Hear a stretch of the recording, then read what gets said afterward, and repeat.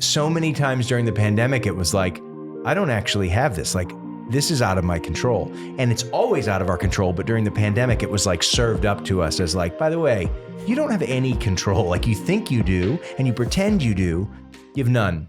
Matt Nathanson, how you doing? Oh my God, I'm so excited. Yo, you were one of the OG guests on the show back when I was first getting started. You were like guest number, I don't know, 12 or something. Is that true? Do you remember we did it in that weird like house on tour? What do you call those things again? There's a cool name for the hotels you rent for the showers for everybody. Oh, the day rooms. Day rooms. But we did one, if you remember correctly, we were playing an outside venue and the backstage was like a house. And we went up to one of the rooms that was empty with like, it was very like my dad divorced my mom feel. Yeah. There was like no furniture and there was like a rug and we just sat on the floor and we just recorded a podcast and I swore too much. Yeah, no. People were like, he swears. You revealed quite a bit about your old milk habits. Oh, yeah. Yeah, that was super fun. Milk. Yeah. Does a body okay. Does a body all right. Yeah. It's a meh. But that should be their tagline. You're dairy free though, right? So pretty much, yeah. I like that. And you were gluten free since before it was cool. Yeah, I've been probably my first gluten free friend. And we've been gut healthy. Yeah, since talking gut healthy. Yep. Talking about getting your biorhythms right for sleep. All that. All the stuff. All that. Serotonin. On point. I'm just trying my best. Yeah, you're killing it.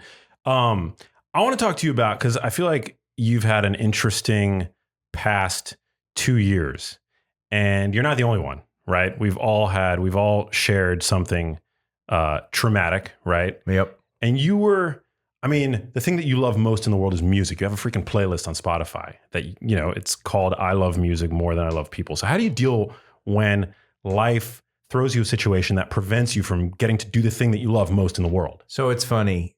I did a lot of making of music during that time.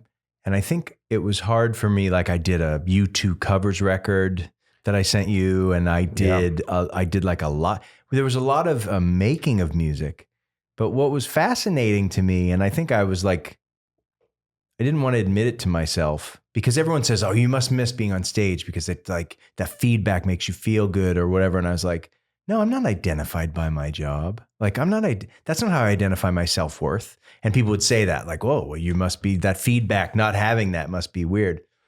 And what I realized was like not having that feedback was weird, not because that's how my self-worth, although there was a sort of a bit of there is a feeling of like, I feel whole when I'm able to do that and I get that interaction.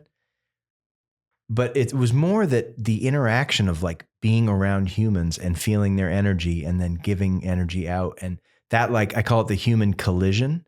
It's like, that was the biggest bummer for me and it was the bummer for everybody, right? Because nobody could human collide, but my life is built on that idea. It's like, I get up there and I throw a party and people have a good time and I'm on stage and together we go back and forth and it's like a cyclical, it's like a hybrid car. And I wasn't getting any of that. And it was fascinating. It was like part of me atrophied. And I found that when I finally got back to being with people, I felt a little, I think this is how a lot of people feel, but I felt way out of practice.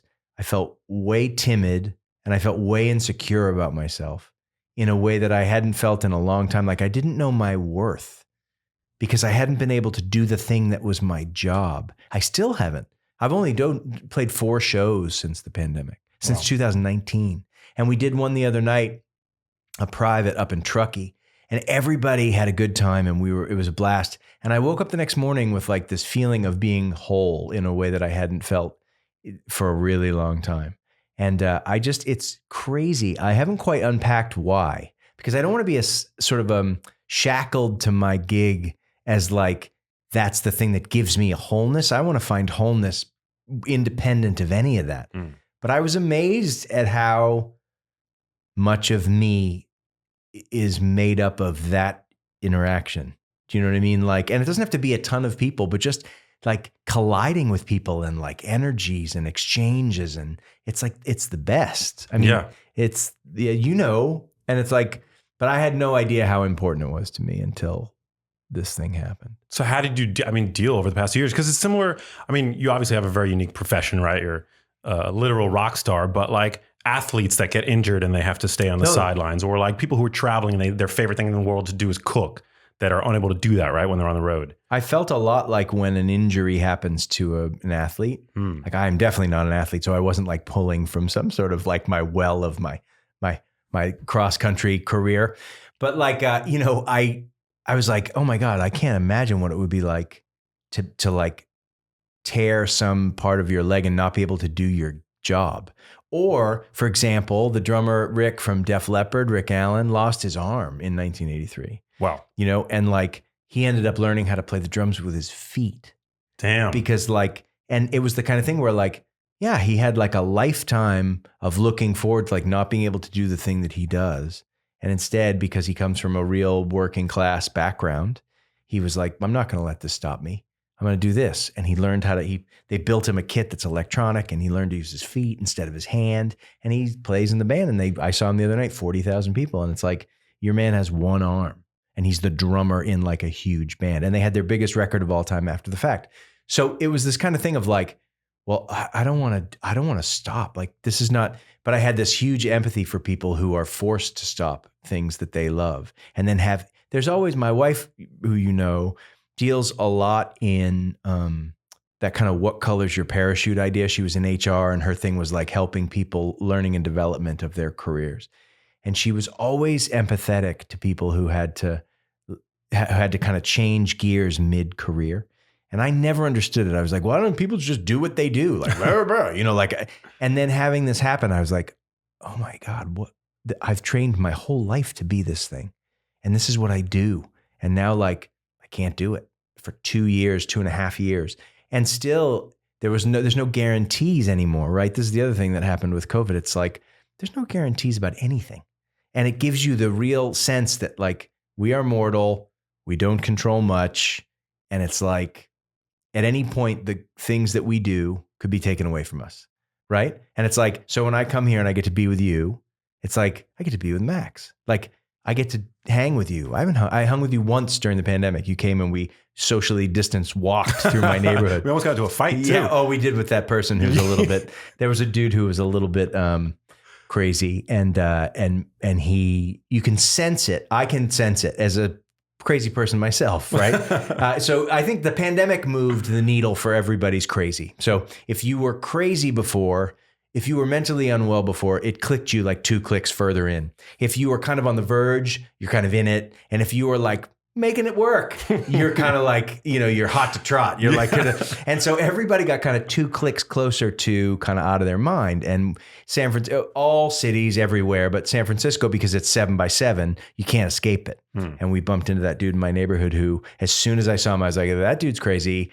And because he vibrated, and then he turned, you could feel his energy. And he turned and he just started yelling, and then he spit at you. God, and he was like, and I just was like, he went back to his car to put away, like he had like a little vacuum. And I was like, he could be pulling out a gun. Like, I'm wondering if we should turn or if we should just face him and sort of like, if he pulls a gun, what are we going to do? Yeah. And he didn't. But, but you said, you're like, I've never seen anything like it. No, that was insane. I've seen it. I see it all the time. And I feel like I saw it in my whole life. But San Francisco, there's because you're kind of, they don't get hidden like they do in like Dallas, what I mean? You can like take them and like send people in. Certain neighborhoods don't see it. In San Francisco, you can't. It's like New York in that respect. It's like, there's no real place to go. Yeah. New York is different now, but San Francisco is, it's on, you feel it. Also the weather, I think, lends itself to people can just being out. Camp out. Yeah. And again, but yeah, that was wild. It was like a completely unprovoked confrontation with somebody who could have been carrying a weapon. It was nuts. But it was unprovoked, but he was having an experience all by himself. Yeah. We were just in his experience, right? And that's the part of it where it's like, he would have had that experience with a tree. Right. Do you know what I mean? Like, and so we just happened to be there at that moment. And it's a bummer because from an empathy standpoint, it's like, that guy's life must be incredibly hard. Yeah. Like I can't imagine what it's like to be him. And then so we experienced him. And then you also see how that could lead to something. I think about it because my kid goes to school, right by Dolores Park, which is a big park. And there's a lot of folks who live there, and live around there. But, she handles it and she senses the energy too. And she's kind of like, it makes me uncomfortable And it also, I feel badly. And I'm like, yeah, dude, these are all real feelings. You know, she's 11. And I just kind of say, that's what it is. It's terrifying. And it's also terribly sad. Totally. And at the same time, you want to help, but I don't know how you can help. I tried to do a lot of work during the pandemic down in Skid Row here. And it's like, it's a hand-to-hand combat, man. Yeah. Like human beings need each other to be real. Everybody's got their own needs. And that guy, poor guy. I know. It's like definitely morally difficult terrain to traverse because you don't want them on your doorstep, right? There's a lot of mental illness, which lends itself to the threat of, physical altercations like it did with us.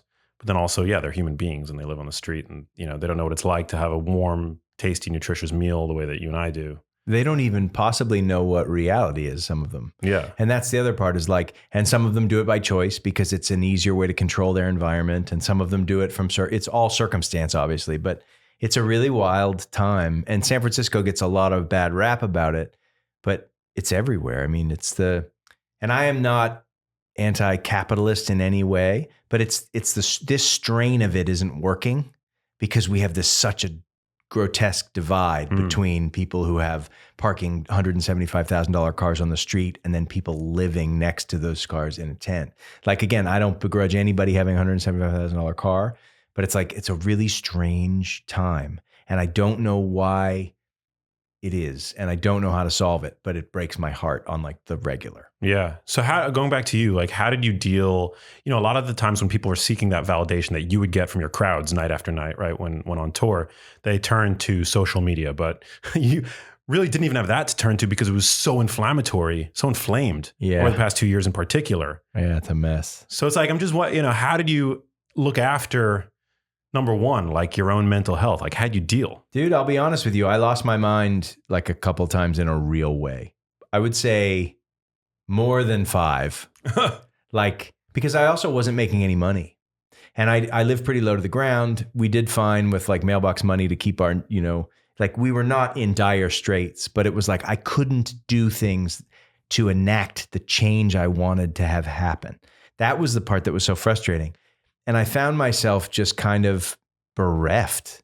Like, and when you don't know at least for me, when I don't know the answer to a question, it gets easy to be like, I'm just going to kill myself. Do you know what I mean? Like, I'm just going to drive into the sea. Like, you know what I mean? Or I'm just going to hang from that. Because to me, because most of life is not knowing, but we pretend that we know. Yeah. And that's the thing that keeps us like, we got this, And so many times during the pandemic, it was like, I don't actually have this. Like, this is out of my control. And it's always out of our control. But during the pandemic, it was like served up to us as like, by the way, you don't have any control. Like you think you do, and you pretend you do, you have none.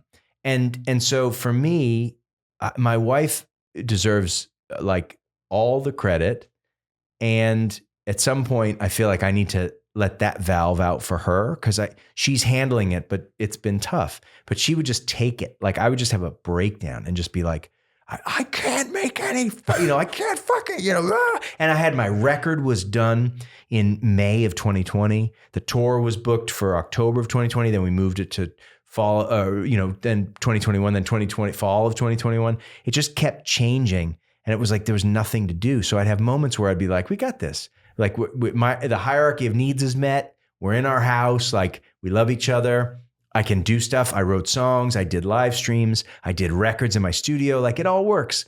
And then there'd be moments where like the crushing reality that we are in these like meat suits on a rock hurling through space and that shit can happen that we can't control and no amount of our effort. I come from the place of like, no, we can make it work. Like I'm the person where if the rock needs to go up the hill and nobody wants to push the rock, I will drag the rock as long as it takes. As ignorant as I am, I will drag that rock up the hill.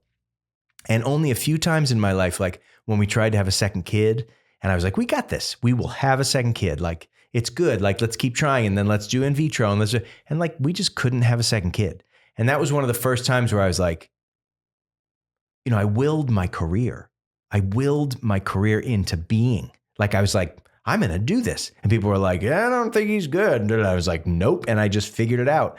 And so I always thought like, that's the ego. I got this. I can do this. And the pandemic was the largest ego slapdown that I've ever had, that all of us have ever had. And it was like this moment of like, and I lost my mind a lot. Wow. It was a bummer because losing, like I would just freak out. And my buddy Nick, who I've known since I was 5, he and my wife both, she calls him the third wheel because he's always around, you know, like he's like the second husband, or he's like my second wife actually. But like the two of us, like they would sort of absorb my freakouts, and they were big, and they were like end of the worldy, and they might go for a couple days, just being like, well, what's the use? What's the use in any of this? And I don't think I solved it during the process, but I think I've come to terms with the fact that like enjoy every sandwich. You know what I mean? Like love how the water feels in the shower on your neck, and how your feet feel on the floor, because that's all you've got. Yeah. You know, like the being with you, it's like, this is what we've got. We are in it, and it's fun, and I get to be with you, and like that's a gift. And like I have no idea. I might walk down the hall and have a coronary. You know what I mean? You might trip in the shower, and you know, it's like anything is possible. So just be where you are when you are, and that's really the only thing that's real. Yeah, super well said. I mean, beautifully said. Be here now. Yeah. It's so true. Gratitude and mindfulness in every moment, super important. You're big on journaling, are you not? Oh yeah. I love a good journal. What does that do for you? What processes the stuff. I've started journaling even at night. So I didn't sleep very well during the whole pandemic. Like waking up at 3 and dread and being like, oh, this is it, you know? And what I just started doing, I used to journal every morning. And then I just started journaling whenever my brain was like clogging. And whenever my outlook shifted in this way where it was like unrealistic, like I was like, well, this can't be this bad. It was just not this bad 2 hours ago. Do you know what I mean? And so I would just journal, and I just get what was in my brain out. And I might go 7, 8 pages. Like I just kept it next to my bed, which I never used to do. And I'd wake up and I'd put on my little headlamp. I have this like, so I wouldn't wake up Bridget. And I just write exactly what I was thinking, and I just process it all. And in that way, it would help me just sort of like untangle the cables. And it didn't like solve anything necessarily, but it kind of sorted everything out to the place where it took the power out of it. And it was like, oh yeah. Okay, this is good. You know, and then my mom died during the pandemic, and she and I didn't have a very good relationship. And so, but I had to process that thing too. It's just, there was a lot of like kind of big moves that happened for everybody. But for me, it was not how I definitely didn't Netflix my way through the pandemic. Wow. So I'm so sorry to hear about your mom. Oh, it's all good. Yeah. It's better that she, wow. You know, we had a sort of not unlike your mom, you know, I hadn't talked to my mom in 10 years, wow, you know, wow. or whatever. But it was the saddest part, I think, was realizing, I was using her as an example of like, well, I'm going to do this differently. Yeah. I'm going to love the people that love me, and I'm going to let them love me, and it's going to be good. And, yeah. You know, so, well, then what you went through with her wasn't in vain. What about like self-care? What does like self-care look like? Oh yeah. For you? So journaling, okay. Eating well. Although I did kind of do this thing, like I lost 20 pounds during the pandemic because I was depressed, and then I gained some weight. I had like all the moments that you would have, but they were just like super, like captured within this time frame. So everything felt like I just went through all the emotional upheaval. Wow. But so self-care for me looks like exercise. And as you've been in my neighborhood in San Francisco, there's hills everywhere. Yeah. Do you hike a lot? A lot. And so during the pandemic, I did all the time. So I'm not coordinated enough to ride a bike. As you know, because on tour, I crashed my bike and I end up with like stitches and a broken phone. I'm just not from the coordinated place. So I walk. And so during the pandemic, I walked every day through, and my neighborhood, Bernal Heights, there's stairs everywhere through, like we did that walk. Yeah. And you can walk in my neighborhood for an hour and a half and never repeat yourself. And so I walked, I journaled. When you walk, do you walk by yourself? Do you walk with your headphones on? Headphones and by myself. Got it. And just listen to music. It's the same way and all of a sudden the music sounds different, because once you start moving, and music to me, as you said, I worship at the altar of music.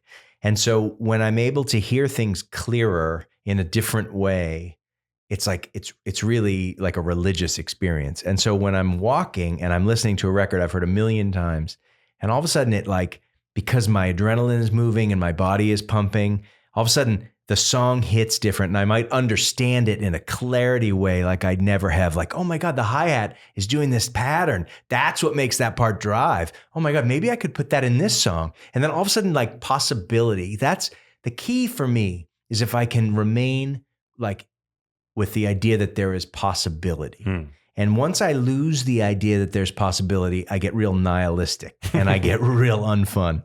And so for me, self-care is journaling, exercising in that way. We also have an elliptical downstairs, and we work with a trainer prior to the pandemic that we didn't work with during the pandemic, and we've started doing a little more. So we have a little gym in the garage, but really it's just like walking and then eating well. And I can tell when I'm not in a good spot because I'm an emotional eater, and I'm also kind of sensory. I'm a bit of a sensory. I need the push of a lot of something. Do you know what I mean? Like my kid, if you hug my kid, you need to hug the shit out of her because she doesn't feel it unless it feels big, because that's the way her body interprets things. And it's the same with food for me. It's like, we joked about chugging a gallon of milk, but there's this idea that like, if I just sip, like I watch you eat food and I'm endlessly both fascinated and jealous, because like you'll have like a treat and you'll break off a piece and you'll have this really thoughtful bite, and you'll sort of like, you'll chew every bit of it and experience it. And like at my best, that's how I eat. And like when I'm not present, I'm just like, I need this now. And it's like being hit in the face, like, but by food. And that's why when I was a kid, I was heavy set, and why as an adult, it's really easy for me to kind of be like, oh, I need this. And then I eat it. It's really hard to do. Even if I do the thing where I eat small portions throughout the day, it doesn't matter. There's just inevitably a time when my emotions say, you need more than this. And I drink I drink a lot of water. Like I can't just like be like, thanks, I was parched. I have to be like, and just chug an entire like huge thing. So anyway, so eating is important to self-care. And then like connecting to my wife. I know that's like really crazy, but like that's beautiful. If I don't get a chance to be with her and speak to her, and I'm an external processor. And so if I don't have a chance to, she's incredible about that stuff. When we first started dating 31 years ago, right? We used to, in college, we'd go for walks and we'd just talk. And it was like the greatest thing in the world, because I can talk a blue streak. I could talk, and she would listen and she'd process and then give back, and then she would talk.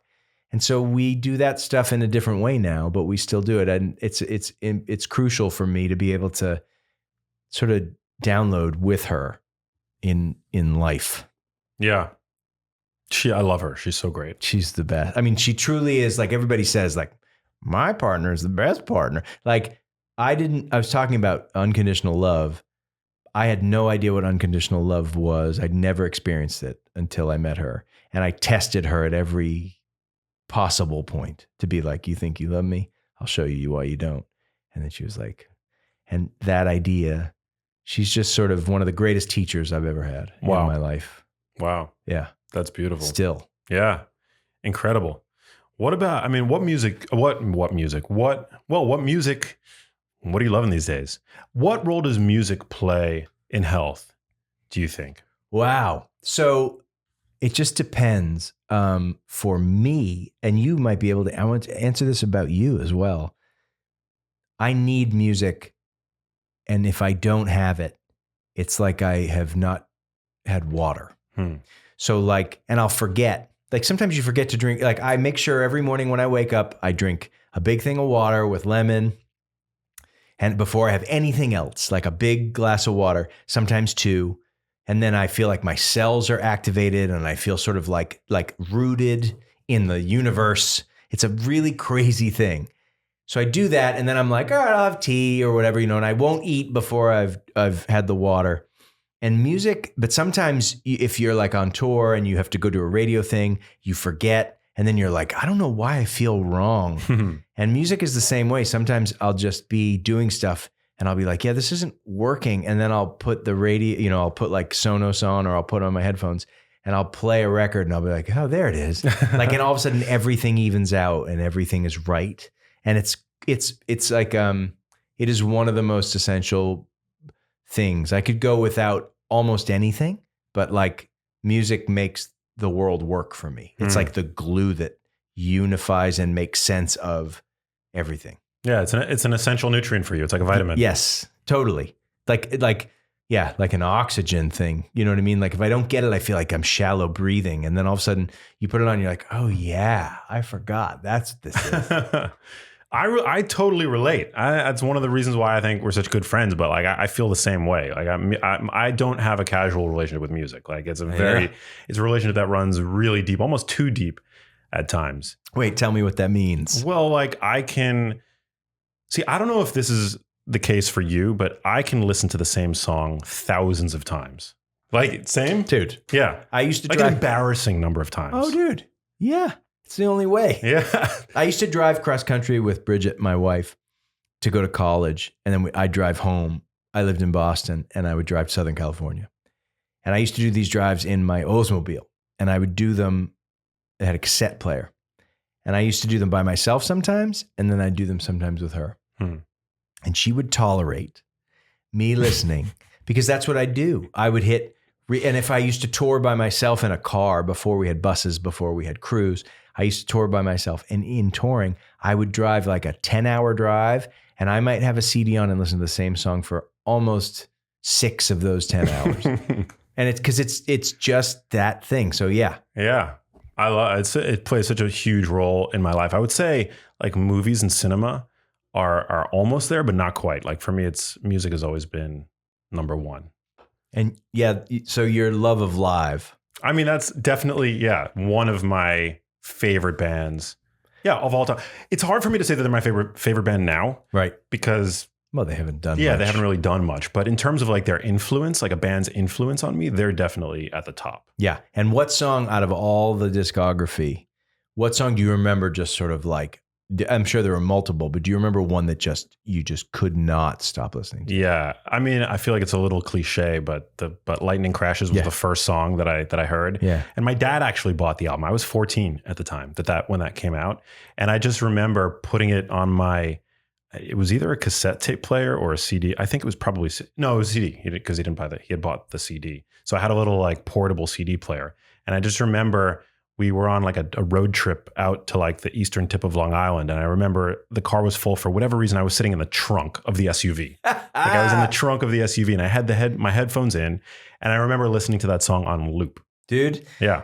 So I have a funny story about Lightning Crashes on loop. I worked at the time that record came out. I was in college and I was interning at the label in Los Angeles that record put that record out, right? Radioactive. And it took place up in the Gary Kurfürst's house. Wow. So I would 2 times a week, I'd drive from Claremont, 40 miles here, drive up to this guy's house and then like shuffle papers and reorganize like pictures of bands and stuff. And I remember when they were trying to figure out the single after they had done Selling the Drama, I Alone, and they were trying to figure out the third single, I Alone was being launched. And I remember Brendan Burke, who was the guy that was a GM of the label essentially, lying on the floor of Gary Kurfürst's living room, listening to Lightning Crashes on repeat. I remember it vividly, trying to figure out if it was a song that could be the single. And he just kept it on loop for like 2.5 hours. Well, apparently, because it was like, it's not single length. It's like I think it's like 5 minutes and 23 seconds long or something like that. Something in that ballpark.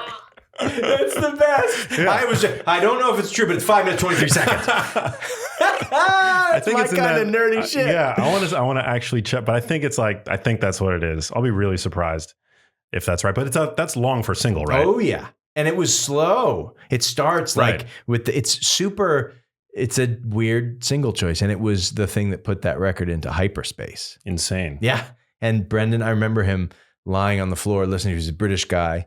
I'm still friendly with him on Instagram. And he was the GM of the label. And I just remember listening to it. And he'd be like, I don't know, should this be the single? And I was like, I think so. I don't know. And sure enough. Dude, I went to Woodstock 99. Oh, God. Yeah. I mean, you were probably like touring at that point, right? You were like on the road. 99, I was making records myself and I was playing shows. Yeah. Wow, amazing. Yeah. But I mean, that's a famous I mean, Shit show. Yeah. Literal shit show. Literal shit show. Yeah. They've been doing a number. There's like a few there's at least one The documentary. HBO one was incredible. Yeah, it was awesome. Yeah. It was awesome. And I love how my favorite was, you know how you always have people that talk just to talk, and they're usually critics. And this one person said, well, there was no water and it was da-da-da. And it's like, it was the haves and the have-nots. He's like, look at Coachella, the haves and the have-nots at Coachella. People are in the crowd, and then some people have $10,000 seats or whatever. And I was like, the have and have-nots of Coachella. Like, is this where we're at as a culture that we think that those aren't the same people? Somebody that pays $150 to go see Coachella, and then the person that pays $10,000. It's like they're the same strata of human. You know what I mean? It's like the people that are going to Coachella are definitely not the have-nots of Coachella. Right. But so anyway, but that being said, that was a shit show. Yeah, definitely. Woodstock. Definitely a shit show. I'm so excited for the new album. Oh, I'm psyched for people to have it finally too. What are some of the themes that you're exploring in this one? So growing up in Massachusetts, I tried really hard to get away from Massachusetts. So I went to high school in New Hampshire, and then I bolted, and I got in a Jetta with my buddy Jeff, R.I.P. Jeff, and we drove all the way across the country to Claremont for college. And I was like, get me as far away from Massachusetts as I can, New England in general. Got to Claremont, met my now wife, met my then manager, met my songwriting partner, moved to Northern California, and have been in California for 31 years ever since. And I try really hard to not be a part of any team, probably to the disservice of my career, right? I've never wanted to just be like singer-songwriter guy. I've never wanted to be like, I've sort of always, every time something feels like a label, I kind of lean the other way. And I like to think that it's because I'm unique and I am, right? That's really the good of it, is that I try very hard to be genuine to myself.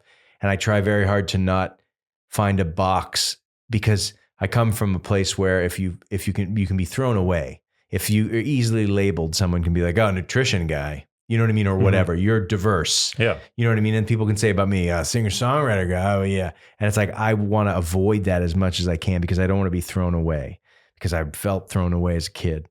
And so long story short, as I've gotten older, I've felt this weird affinity and like connection to Boston, which is, so if I'm hear just the hint of a Boston accent, just even the hint of it from like the person serving me or somebody like in line at the airport or whatever, I literally be like, where in Boston are you from? And they'll be like, oh, Milford, or whatever. And I'll be like, oh my God, Lexington. And then we'll start talking. And I never, but I found if this person could be a serial killer, like literally, and be like, how you doing there? And I'd be like, oh my God, you're from Boston. And I'd feel like they were my long lost best friend. And I don't know if that happens everywhere. I mean, do you feel that when you hear New York accents? Well, I kind of, yeah. Cause growing up, I had one. I had like a mild one. But so when you hear it, but literally I'll like stop somebody and be like, oh my God. It's like you were part of like you were in the same cell block or something. You know what I mean? Oh my God, you were on, cell C3. I remember. But that's the thing. So anyway, and I realized when my mom passed, I realized how hard I've been like running away from that stuff. And so I wrote the song Boston Accent about the lyric, and the chorus goes, I was born 3,000 miles from where I came alive, and I left without saying a word to start a new life. But sometimes in some random bar, it'll cut through the noise like a breeze in the summer heat, like an old friend's voice. And you can change every inch of your life, but you're still just a boy with a Boston accent, right? Like that idea. And I started exploring that part of my life. I wrote a whole record about San Francisco because I was like, I'm from San Francisco, like I'm not from Massachusetts. And then I've just slowly but surely started to accept it. There's a song on the record called German Cars. Not only accept it, but be proud of it, which I never would think. Like, it's delusional to think that like somebody has an accent and they can be your friend. Do you know what I mean? Like, oh, you're from Boston? We must be buddies. You know what I mean? Like, and it's the same idea. So German Cars is a song I wrote about growing up in Massachusetts and going to boarding school, but not being rich. And all these kids would go to summer, like Nantucket or the Cape, and have these great jobs. And I'd go like moved office furniture, or I'd like be a line cook at the terrible Italian restaurant in my neighborhood, in my growing up my town. And I wrote this song about we hate German cars, and the lyric in the middle eight goes, and we hated the way everybody talked about their father's money and their summer jobs, princes and princesses trying to get lost in German cars that their parents bought. You know, in the fade and the glow of the summer light, I asked you if you ever felt the pressure to get everything right, to swim the mess, to stay the course, to be someone that they adored. You know, and it's like, I'd just been digging into that part of my childhood prior to my mom, and then really have been writing about it since she passed, and kind of realizing how family works and how it doesn't work, and how dysfunction is how most people have it, and non-function is how I have it. Wow. The two tracks that you've released so far, they're so good. Yeah, they're amazingly poetic and beautiful, and definitely different. But I mean, you could tell you're listening to a Matt Nathanson song, obviously, when you listen to it. But they're pretty they're pretty like troubadour guy. I sort of like committed to that thing because I was like, I want people to hear these lyrics. Like, I just want people to hear the lyrics, no, without the bells and whistles of like the pop thing. And I don't think I'm really a pop thing anyway, you know, especially in 2022, whatever year it is. My like residual, because I've known you for a long time at this point, I think of you as a rocker, you know? Like, I mean, I know you do the man folk thing, you joke about it, but like, yeah, to me, you're like a rocker. Like, you fucking have like songs that like, that rip, you know? I like to think so. Yeah. I like to think, you know. Like, I feel like when you go to a Matt Nathanson show, you're going to a rock show. Dude, Max, you know you're welcome on the bus anytime. You've ridden it many times with us for weeks on end. It's the best, and having you is the joy. You are now always welcome. Always if you think I rock, if you see these are leather pants right now.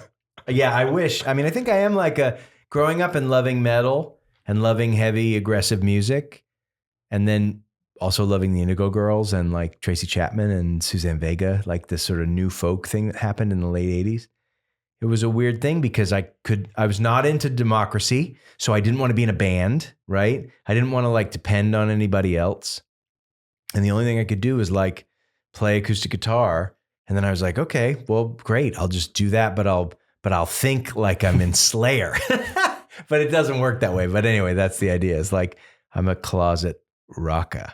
A rocker. Rocker dude. Yeah, man. Yeah. Are there any so musically this is it's more of like a folk. It feels just songwritery. Love it. Like it feels really, and I did it with Butch Walker, my buddy, when he was here in Los Angeles. He's since moved to Nashville. But we just did it. It was more like a duet record between he and I. I would just play the song acoustic, and then he would build the track around it. And it was pretty minimal. That's dope. Yeah, and you have like your own studio now up in SF. Yeah, down the street from my house. Has that been like an oasis for you amid the the best? Yeah, because my office studio at home is right under my kid's bedroom, who was homeschooling, and she'd kick the desk, and she's bored on Zoom for fucking 8 hours a day, man. And she'd be like kicking the floor, and I'd be like, dude, you're killing me. And then so finally, halfway through the pandemic, my buddy was like, oh, my friend's got a spot open in his studio. So it's like got a live room where you can track drums and that stuff. And then it's got two little rooms that have windows that look in, and those, I have one, he has one. And it changed the game. I can walk to it from my house. So I just walk down the hill, walk past the Lowe's, and go into this little like area where there's a lot of car shops, auto body shops. Lift up the gate, and I'm in my little oasis. So awesome.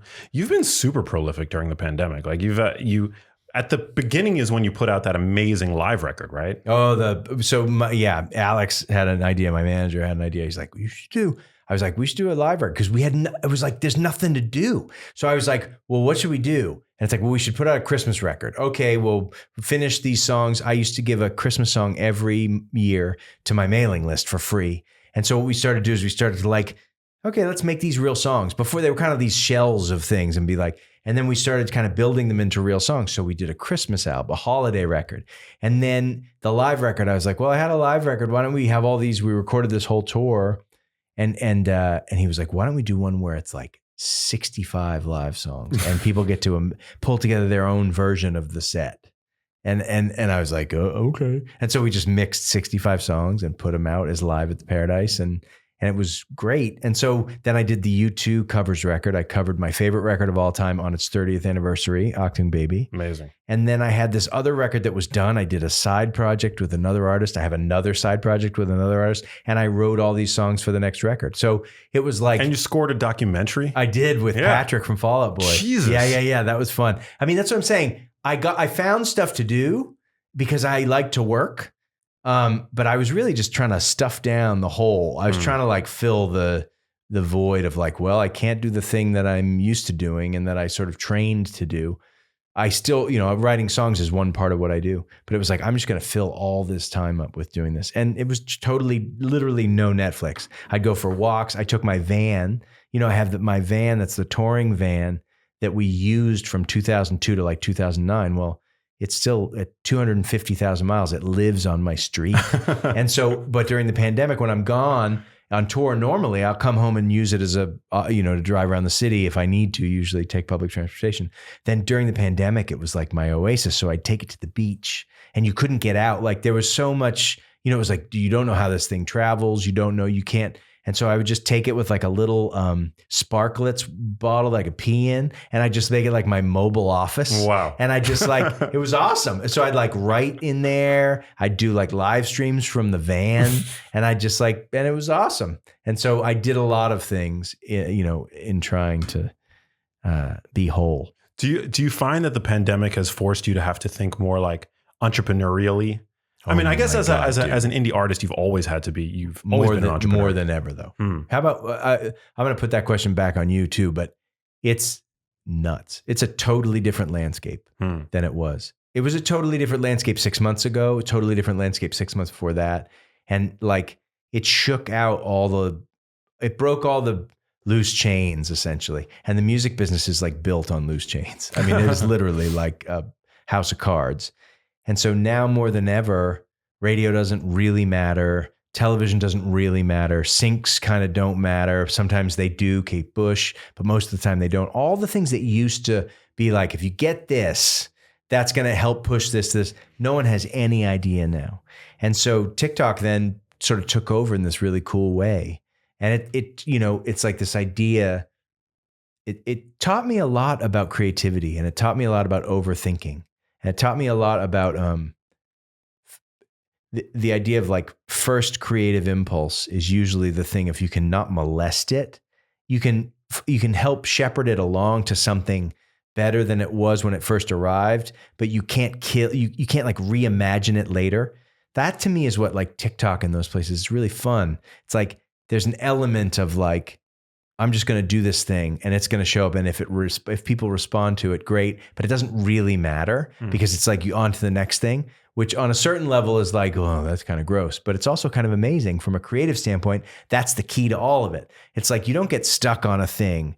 You're supposed to create in the moment and ride that thing and then move it aside and then create in the moment and ride that thing. It's like, you can go back and refine stuff, but it's really the magic happens in the moment. And I feel like that's what social media, if I have to pull something positive out of it all, it's like, it really does teach me that nothing really matters and everything matters. Yeah. You know what I mean? It's like, it's all part of this ecosystem and really none of it matters. Does it matter that the S was a little lower in the post you did that you misspelled? It's like, no, just like tweet and then move on.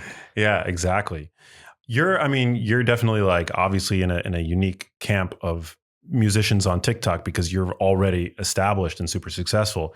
Do you find that TikTok though is influencing like how artists make music? So like, yeah, are you like while you're writing the record thinking about like, okay, this is going to be the 15-second clip that's going to, cause it's only 15 seconds that can make a song hit on TikTok, right? Oh yeah, buddy. I mean, this is what's crazy. So I see it as kind of neat because it allows me to see songs differently. I don't think about it in the 15-second way, but I do see it as like, oh, wow, that was effective when that kid did that thing and he referenced this. And it's like, oh man, I love that if you say like something that specific, it immediately put me into this moment. I love it in that way. I think for the craft of songwriting, as an inspiration for songwriting, it's great. For the craft of songwriting, it's tough because it takes so much effort to TikTok. It takes so much effort to do that hustle. that you don't have really any time to write songs. And we're living in this time where everybody watches a YouTube thing and thinks they can build a house, right? Yeah. Like which again, I love empowering people, but there's no shortcuts. And the idea is like really great songs happen and you need to like work it's like exercise. You can't just go bench press something, you'll get killed. And it's like the act of writing a great song comes from writing a lot of songs all the time and learning and changing and moving forward. But kids these days, it's hard for them to do that because you can get the dopamine hit of like something that happens in 15 seconds and you get all of a sudden 500,000 or 1 million views or more. And it's like, there's not a lot of work going into the craft as much. And I'm saying this is a broad way. I'm sure there's kids that are busting ass, but like we're living in kind of a surface times. And yeah, the music that's coming out of TikTok is not necessarily amazing. Like that era, this generation is not. It's like sometimes there's some good ones, but a lot of times it's like it feels pretty base. Yeah. You know what I mean? Yeah. Well, it's like in the health and wellness world, the stuff that rises to the top is usually like the super sensational, controversial stuff like that. So I'm wondering if there's like an analog in the world of music. 1,000%. Yeah. What you said is great because you do all this stuff that's like, you don't do empty calories. You research things and the stuff that you say is like pretty badass. And like, then you bump into somebody who's like kind of skipping through, you know what I mean? You can really hustle. You can grift in this particular climate way harder than you could ever grift before. Like people really like, it's a lot of like shucky and jivey happening and you must feel it all the time. It's very true. Oh, it's bananas. You have people telling you that French fries have the same or that potato chips are the same or whatever. Snickers is the same as a bell chicken pepper. Breast or whatever. It's like, and this is the offshoot, the more difficult part about having access to so much is that there's so much wrong information and so much half-assed shit that people think, or I can do that. I can write songs and everybody can write songs, but like Paul Simon writes songs, you know what I mean? You aim for that. Joni Mitchell wrote Prince, you know what I mean? Like these are the people you need to aim for, but they're not, those aren't necessarily the bars that are currently set. Yeah. Well said. So true. Are there any health, like novel health practices that you've recently explored or even integrated? So Prolon, like, wow, you're into, at least you're familiar with Prolon. That's interesting. Oh yeah. So for people that don't know, what is Prolon? So it's like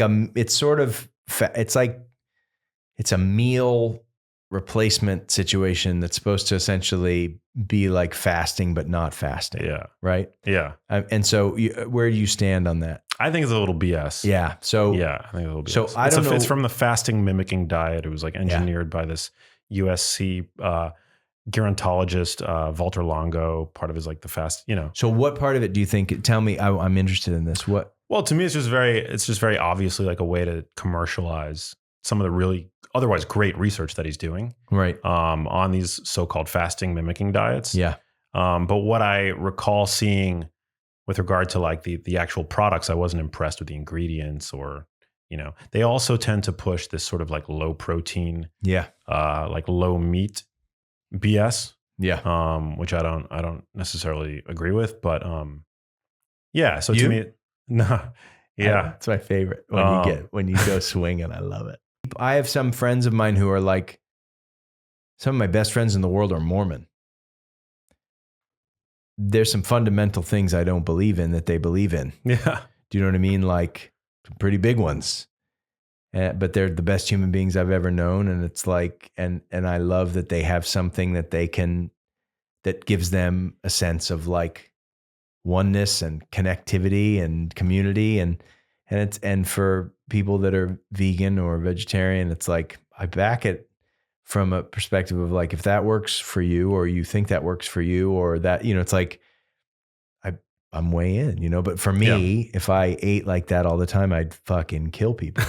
Like, honestly, I need like animal protein in my life. Like I need it, and I need a significant amount of it in order to feel like I'm functioning.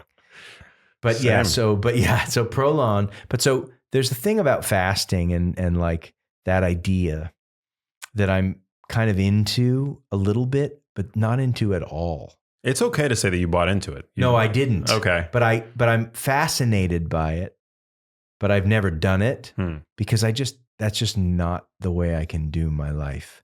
I need to it's not going to be fun for anybody. And so in terms of new things, I'm always sort of like changing out supplements, and I'm always dealing with like, but pretty much it stayed the same, but I've thought a little bit about like, maybe I'll kickstart my metabolism and then I'm like, maybe I'll just get on the fucking elliptical more. You know what I mean? Like maybe I'll just shut up until I'm on it 5 times a week. Then I'll have to, it's like, I don't need to kickstart shit. I just need to do stuff. Yeah. So I feel pretty locked in to the idea of it, but the stuff that I've learned about being gluten-free, the stuff I've learned about what works for me, I leave my phone, a lot of stuff is just common sense. You know what I mean? Like try and spend as little time as possible on social media, make sure that you have no screens going an hour before bed or more. And it's like, yeah. And sleep is the key. Water's the key. Like all the stuff, it's like you and I are pretty aligned. Yeah. On almost everything in this way. It's like, get your biorhythms right by, sleeping and drinking and, I don't drink alcohol. I'm not anti-alcohol, but the calories in wine, it's like just caloric intake, processed food intake. It's like, it all makes sense. I back it all. And especially because we have the privilege of having our needs met in a way that it allows us to really focus on that. If I was working 3 jobs, you know what I mean? Like, and I was exhausted by the time I came home, the idea of like making a salad, you know what I mean? Instead of just getting something that was pre-made, it seems impossible, Herculean, because like I'd be so exhausted from the keeping things working, you know what I mean? But we have wiggle room in our lives, and that's where the fun is able to happen. Well, if we didn't, like if you were one of those people working 3 jobs, like what would you do? I don't know, because when you're when I myself am in a desperate place where I feel like I have to scrap, I become a different person. Like, and I feel that way quite a bit. It's difficult to be wide open and empathetic, and it becomes difficult to sort of take care of yourself when you're kind of struggling just to meet the needs of what you have to have met. Even during the pandemic, like financially, I'm not in any dire straits, but like there were moments where I was like, what do we, and I change, your outlook on everything changes. We forget how important, like it can change your whole viewpoint of how important mindset is to everything we do. And it can change for me within the hour. You know what I mean? Like I could be here and be like, wasn't that amazing? Leave here. And then driving and my brain starts assassinating me. And then all of a sudden I'm like, my career, I'm a piece of it's like the brain is such a damaging mess. It's like, the lungs pump oxygen all the time. The heart pumps blood all the time. It's where the brain is just creating things all the time. And it's like, we forget that and we think that everything the brain says is true. Yeah. Do you know what I mean? And then we're like upside down and we're like, well, this has to be true. I thought it, and it's like, no, dude, the brain is just making things. Like that's what it does. Like you have to ignore 98% of the things your brain tells you. So I have no idea what it's like to feel under that pressure. And under pressure is the thing that we feel as a country, we manufacture it. We manufacture crisis. And so even if you're not in that way, in a real way of having to work 3 jobs, the news and society tells you there's a scarcity, tells you that we're going to be swallowed by the sun. And it's like, all that stuff is true, that we are having a climate crisis and we do, but like, we are not at a deficit. We are at an abundance. We have abundance. And people, that's what's so frustrating, is that when your needs are met, instead of taking all that beautiful bandwidth that you have and being kind and being, living in the moment and doing all the things, instead we take that bandwidth and we make it sharp and we turn it in on other people and we feel desperate and for no reason, and we feel like disappointment for no reason because of false expectations of how we think the world should be. And then we get racists and fucking misogynists, and like on all sides, we get people who are so rigid that they don't want to let people be who they are. And then it's like a shit show. Like it's Woodstock 99, And so that's the thing that I forget even what the question was, but the idea of bandwidth and using it well. And so if I were working 3 jobs, I don't know what I would do. I would probably be a mess because I'm crazy already. Do you know what I mean? Like I literally live slightly askew. And so if I didn't have Bridget, and if I didn't have like an ability to like, if I felt just constantly under the gun of what I was doing, I'd be a fucking disaster. My family has people like that in it, and watching them be it's like, we are not built for that. We are not like, I'd figure it out probably, maybe not. But that's why you got to have empathy for someone living on the street who comes up to you and spits on you, and who's like, that dude has like, I can't have anything but empathy for that person, because it's like, I can be annoyed, like, what the fuck guy, or like be slightly like, is he going to fucking shoot us? And then at the end, it's like, oh no, man, that's there, but before the grace of God go I, whatever that is. I'm one click from that character. And so are you. And so are all of us. We think we're not, but we are literally like one split, like click away from not having the control we think we have. And so be as empathetic as you can to folks that you don't know what chute they came down to get to the place that they are. Yeah, so beautifully said. I had like a bit of an altercation with a friend recently who, we're I don't know if we're friends anymore, but no. Yeah, but the perspective that I was able to gain in the aftermath was that hurt people hurt people. I mean, I didn't coin that, but it's so true. What in this? I'm not going to push for like real, but like, was it a fist fight, or was it like a fuck you? It was like an online. It was like a social media fist fight that then like went to the texts. And but it was provoked by him. It was like not something that I provoked. I mean, he said something about me, throwing me under the bus, essentially, completely unsolicited, unprovoked. And this is a guy again who like I would have described him as a friend beforehand. And then what I did was I just defended myself. Publicly on social media, because I was tagged, and it was somebody who's like a follower of mine, who had sort of like, I guess, tagged me and then instigated this like response from him. And then it went to the text messages, but he became incredibly vitriolic and like a little boy, essentially, like a threatened, like, child. Yeah. And it got really bad.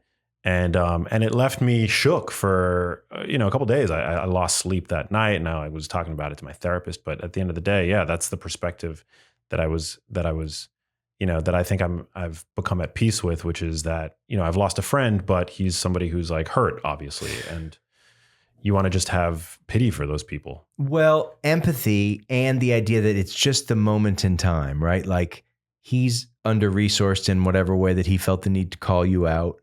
And then it's like, I always say to you, the idea is like not to engage as best you can, even though it feels such an affront.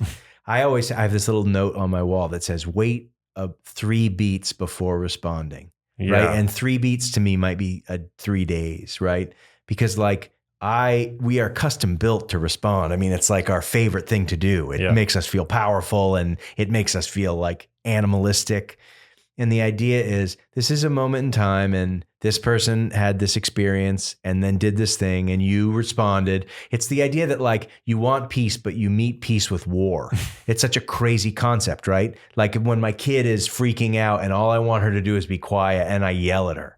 It's like such a crazy idea to like approach something. I want peace, like give me quiet. And I'm making the opposite, right? I was reading this Buddhist book, at my studio about this idea that like we create war to make peace. It's like such a weird idea. And so what happened with you is like totally like I'm the person that does the same thing, but it's like, it's a moment in time And once you get enough distance from it and you feel like you can let go of that, it's not actually about you, and that it's like, then you can reapproach it and kind of like see if that's worth, but everything, that's the other thing that the pandemic taught me, at least, is that like the moment that you're in is so much different from the moment you were in versus the moment you're going to be in. And you just have to be able to kind of move through it in a way. And so that kid is obviously, bandwidth is taxed. He feels the need to be a child to you on social media. And it's like, whether you have the same ability to sort of like if you have the ability to step back and be like, man, I'm not going to engage. Or sometimes you're like, I'm the guy that gets off stage and fights people. So like I used to do it. It's like, I'm the last person to be like, dude, turn the other cheek. Like I am the last turn the other cheeker. But the idea of what you're saying is like, he's just hurting in this moment, and everybody's hurting. It's like, that's why we're in this place. Like, I don't mean to get hippie about it, but like, everybody's fucking hurting. We all have trauma on a global level. And it's like, and it's no surprise that like there are wars and there's prices going up and there's supply. It's like everybody's looking out for themselves at this point. And it's like, so I feel for that guy, but it doesn't mean you have to tolerate, like, again, you have to condone it. You don't have to be in it. You don't have to be abused by it. Yeah. But like, it doesn't mean it's the end of your relationship. It just means that was a fucking rough patch that kid hit. Super. Have you ever seen the show? It's a new show, Peacemaker, on like. Oh yeah. It's so good. I like it. Yeah. I want peace, no matter how many men, women, or children I have to kill in order to get it. It's incredible. It's incredible. I mean, I just think that science fiction and like superhero, they do the best. It's the best way to see current things, but done it really just drives home the point of like how it all works. So good. Oh my God, it's great. Yeah. John Cena. Yeah. So do we have a solution? Do you think he takes like testosterone? He must. He must, right? Yeah. Like he and The Rock. I didn't know anything about him, but apparently he's a former pro wrestler, right? Boston, from Massachusetts. So I feel like he's my best friend. Yeah. But he's got that jaw thing that like The Rock. Yeah. And it's like, is that like he worked his jaw, or is that like an offshoot of like too much testosterone? Yeah. I have no idea, but I always feel like they kind of all look the same. The kid from New Kids on the Block, you ever seen him? The one that's like sort of the brother or something. I don't know, but he's got that jaw. They all look like they've been cut from the same piece of stone. Yeah, of stone. Granite. Yeah, totally. It's just like, so I don't know what that's about. We got to get a testosterone expert in here. So do we have like a non-solution solution? Just be more about testosterone? About testosterone. Oh my God, what happens if we lose testosterone? We just get testosterone. That's what has to happen. TRT. Yeah. I don't know what that means, but it's maybe my sex drive. Testosterone, yeah. I mean, I know what it means, but I don't know what it's going to mean to me. I think the problem for most people today, testosterone-wise, men, and to be specific, is like exposure to endocrine disrupting compounds like the plastics that are in everything, store register receipts that are coated with BPA, sugary diets. Oh yeah. Okay. Yeah. I think I'm good then. Plant-based diets, not good for testosterone. Shit. Okay. Yeah. This is too much information, but I carry around a large set of testicles. Nice. It's frustrating. And so if I have a testosterone count that goes down and I have to carry these goddamn things through my life, but they're pumping out good, it's going to be a shame. Good stuff. You got great hair. I hope so. Great. It's like, it's just too much. And you've always looked like swole. Like you've always, I feel like I look like a dock worker. That's what I had a stylist who I loved for a long time. And he's like, I figured it out. I'm like, what? He's like, you look like a dog. Like you'd be throwing sacks of grain onto it. Man. I'm like, oh fuck, it's true. Like I've got sort of this, like, I don't know. But anyway, you look good. I'll take sturdy. It. You're like, every time I see you, it's like you look like everything's getting a little bit tighter packed in a good way. I don't know about that. It's good. You're like a tuna in a can. You know what I mean? Like just like power. Like it's like all the tuna's in there, but it's like, I appreciate that. Yeah, I appreciate that. Where can people pick up the new album, and where can they catch you on tour? Boston Accent. The album is available everywhere that albums are available. Downloadable, buyable, YouTubeable. And then on tour starting in St. Louis, ending in San Diego for the fall. Going to be gone August through mid-October.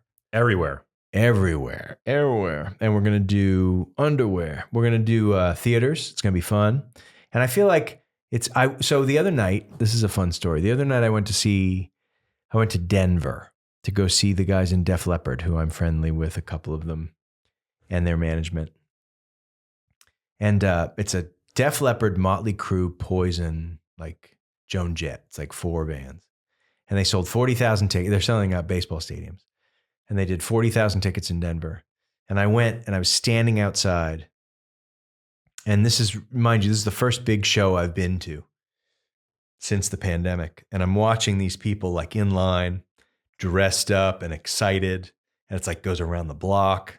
And then I went inside the stadium and I realized, like, I said to Joe, the singer, I was like, this is the greatest ever. It's like watching these people be so fucking psyched to come in here and sing your songs. Like, that's got to be it's the greatest thing about music, that we've been cheated out of that.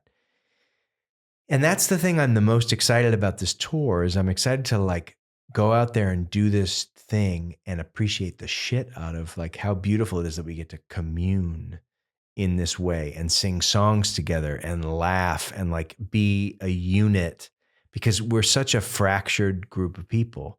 And it's happening more and more technology. It's like everybody gets what they want out of technology, but there's not like there's no group think anymore, which is kind of awesome.